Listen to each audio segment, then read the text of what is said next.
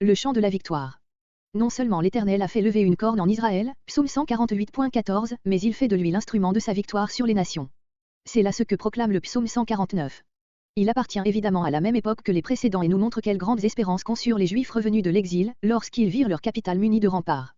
Ces espérances eurent un commencement de réalisation lors du soulèvement des Maccabées, mais, ainsi que le fait ressortir Calvin, on n'a pas aperçu la moitié de cette magnificence avant que le Christ fût manifesté. C'est dans un sens spirituel que Dieu se réservait d'accomplir de telles promesses. En envisageant le premier verset comme une introduction, nous trouvons dans le psaume 2 strophes, de 4 versets chacune.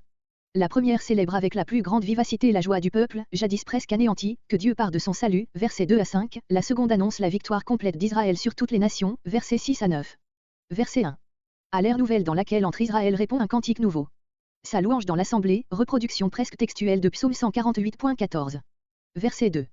Verset 2 à 5 la joie du peuple de Dieu. Verset 3. Avec des danses sacrées, accompagnées du chant des cantiques, voire de Samuel 6.14. Verset 4.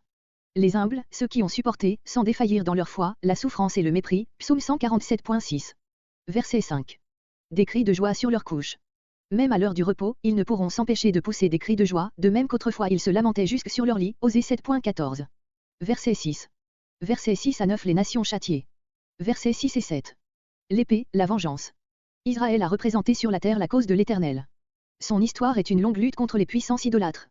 Si Babylone s'est ouverte, pour le laisser sortir comme du tombeau, cela ne s'est pas fait pour qu'il restât dans un état d'infériorité, cette délivrance était bien plutôt le point de départ de la victoire complète. Il est certain que cette victoire, promise à Israël par tous ses prophètes, pouvait être comprise dans un sens extérieur et politique, celui auquel s'attachait l'Israël charnel, ou dans un sens spirituel, celui que Dieu avait en vue et que le Christ a dégagé de tout alliage. Avant la venue du Seigneur, les plus éclairés même, parmi les hommes de l'Ancienne Alliance, avaient peine sans doute à faire la distinction qui nous semble toute naturelle. Ils attendaient à la fois une victoire matérielle et un triomphe spirituel, l'une étant la condition de l'autre.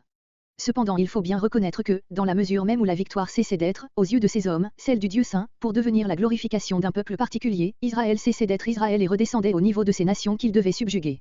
Voilà pourquoi nous ne saurions partager le point de vue qui voit dans la fin de ce psaume l'expression d'une soif de vengeance toute humaine. Quant à ceux qui, après la venue du Sauveur, n'ont pas craint de s'appuyer sur un psaume tel que celui-ci, pour justifier des guerres d'extermination, ils ont montré par là que l'esprit qui les animait n'était ni celui de Christ, ni même celui de l'ancien Israël, mais un esprit d'orgueil, qui ne pouvait que les entraîner à d'épouvantables aberrations. Citons comme exemple, d'après Delitzsch, ce Gaspard Schopp, Siopius, qui se servit de notre psaume pour décider les princes catholiques à déchaîner la guerre de 30 ans et Thomas Münzer, qui réussit, par ce même moyen, à allumer la guerre des paysans. Les louanges de Dieu, l'épée à deux tranchants. Le deuxième livre des Maccabées fait sans doute allusion à cette parole, en représentant les héros juifs comme combattant de leurs mains et louant Dieu dans leur cœur, de Maccabées 15.27. Verset 8. Des cèpes, des blocs de bois ou de fer dans lesquels étaient retenues et fortement serrées les jambes des prisonniers. Comparez Acte 16.24. Verset 9. Le jugement qui est écrit. Israël vainqueur sera l'exécuteur d'une sentence divine. Cette sentence, maintes fois énoncée par les prophètes, peut aller jusqu'à la condamnation définitive de ceux qui persistent dans leur inimitié contre l'Éternel, Nombre 31.8, 1 Samuel 15.32, mais elle prévoit aussi la grâce de ceux qui se soumettent, Ésaïe 45.14. Le pouvoir donné par le Seigneur à ses disciples de pardonner ou de retenir les péchés, Jean 20.23, est l'application spirituelle de cette parole. C'est là la gloire. Le jugement à exercer sur le monde sera le privilège du peuple de Dieu, qui sera ainsi rendu participant d'une prérogative divine.